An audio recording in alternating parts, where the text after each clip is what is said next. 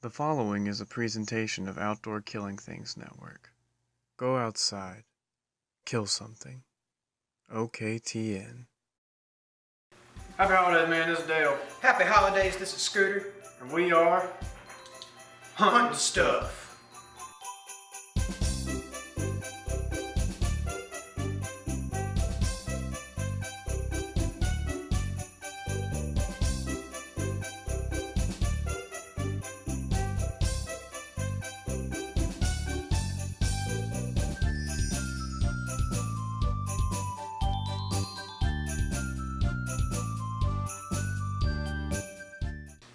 Hey man, we're here in the kitchen.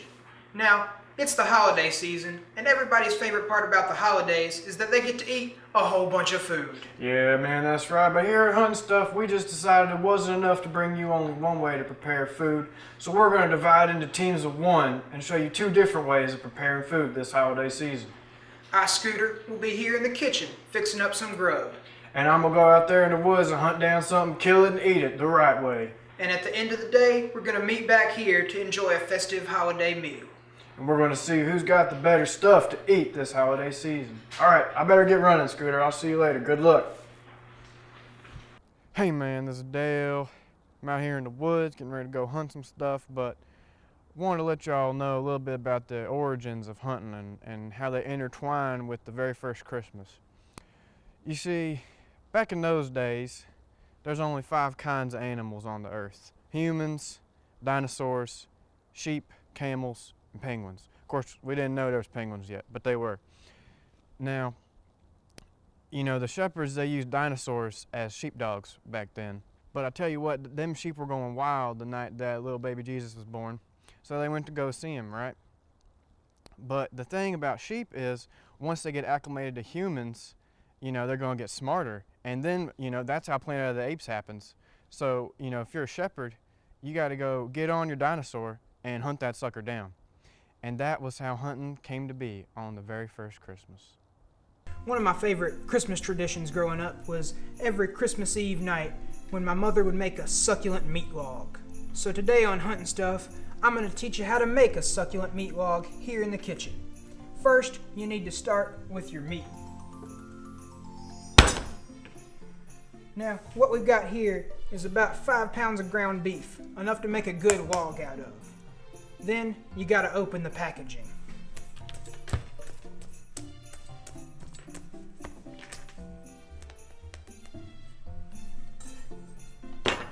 Don't be afraid to get your hands in there and break up the meat. Then, just let it spill onto your baking pan here.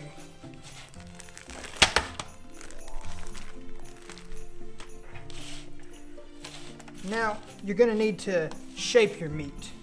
For the holiday season, you can make it all sorts of things, like a snowman or Santa Claus. Or if you're being traditional, just a log.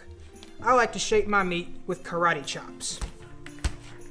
Get it nice and broken down here. Don't be afraid to use your elbows if you have to. When you get it nice and broken down, you can shape your meat. This is a nice foundation for a succulent meat log. When we get back, I'm going to show you how to marinate this bad boy. All right, man, today we're going to be hunting using the art of traps, all right? Something that's never been done on this show before. So we got our first trap over here. It's a classic booby trap. It's like where you step on it and then it sings you on up into the tree and you don't know what to do because you're dangling upside down. It's pretty big, you're going to notice, but that's because you never know what you're going to find out here in the woods. Could be a squirrel, a bird, a bear, a whale. So you want to be prepared for pretty much anything. Now let me show you over here. This is the nuts and bolts of the apparatus. This here is called a Little Richard knot, okay? And that is the preferred knot for this application. So if you just come with me right this way. Alright, now, the most important part of making your succulent meat log succulent is the marinade. For the base of the marinade, we're going to add, no surprise, ketchup, the Samuel L. Jackson of seasonings. we're just gonna use a generous amount of ketchup here. You know, it's not a really overpowering taste, so you can use as much as you want. Next, we're gonna add some Worcestershire.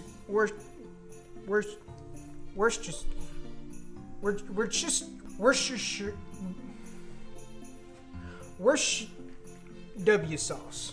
We're gonna get some nice W sauce working on there. Now, the next thing we're gonna add is some nice raisins. We need something to make this nutritious and delicious. So you get those broken up and then just get some raisins on there. Maybe a couple more boxes. Don't feel like you have to use the whole pack. And the next ingredient we're gonna add is some dog treats. Now, I know what you're thinking. Dog treats? Scooter, those are for dogs and we're people.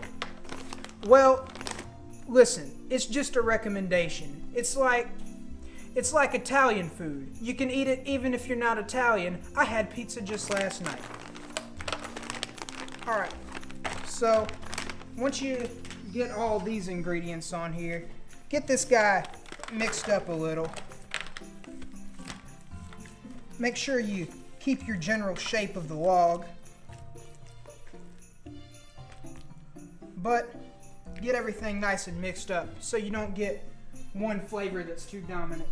The final ingredient that we're going to marinate with is a bottle of bleach. Now, be generous with this, because this is where your real flavor is going to come from. And that, ladies and gentlemen, is how we make Scooter's Mama's succulent meat log marinade.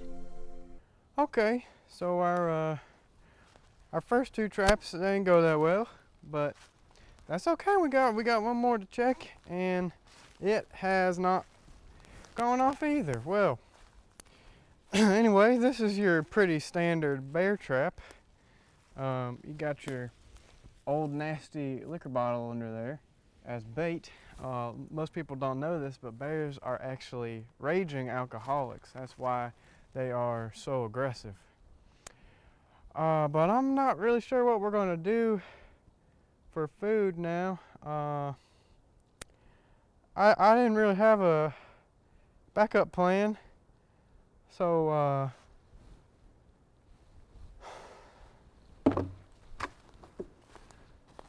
while we've got our succulent meat log in the oven, I'm going to show you how to make some hors d'oeuvres for while your guests are still arriving, so as they can snack. Now, we're going to start with some toaster pastries. Today, we've decided to go with the wild berry variety, but you can also use other flavors, such as strawberry or beef jerky. We'll start by removing the toaster pastries from their package and laying them down as such.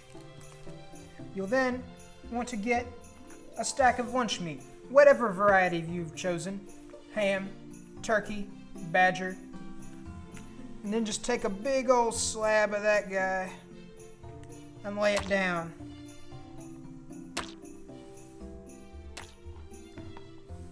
Now, use your other toaster pastry to close off the sandwich. If you've got a little bit of the lunch meat leaning out like that, it'll be okay. Now, since these are hors d'oeuvres, we're going to make them small, because that's what you do with hors d'oeuvres. So we're going to split this toaster pastry sandwich into fourths.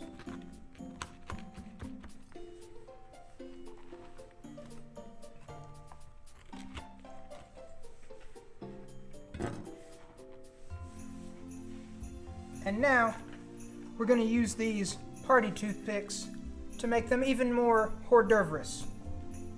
So, since these are toaster pastries, they may be a little difficult to get in.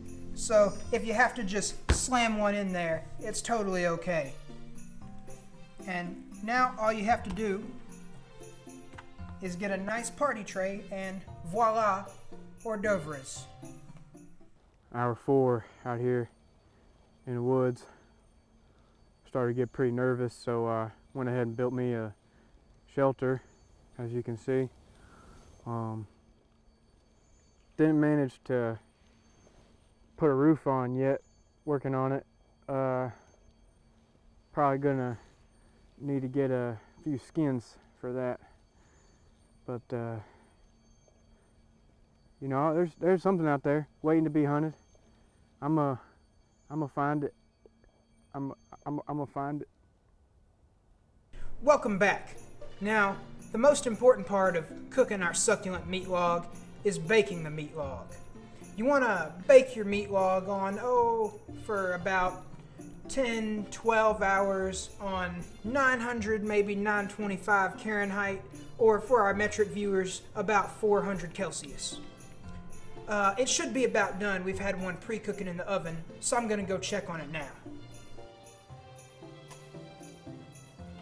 Oh yeah.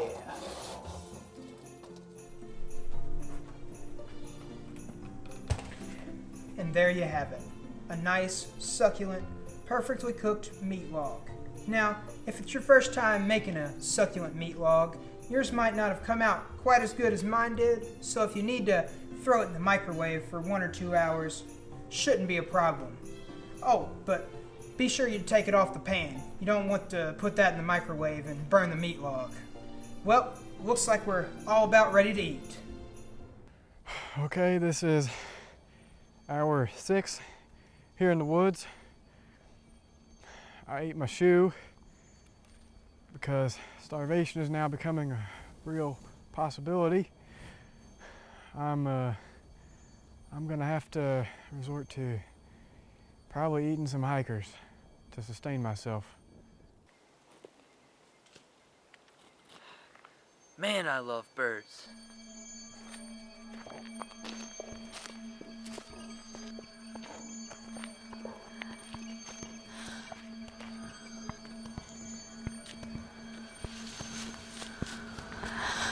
Hello?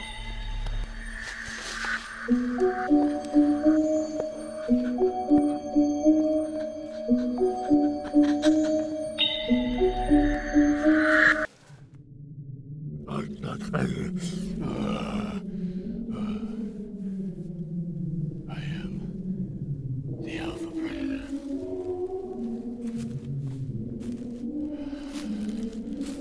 Happy holidays.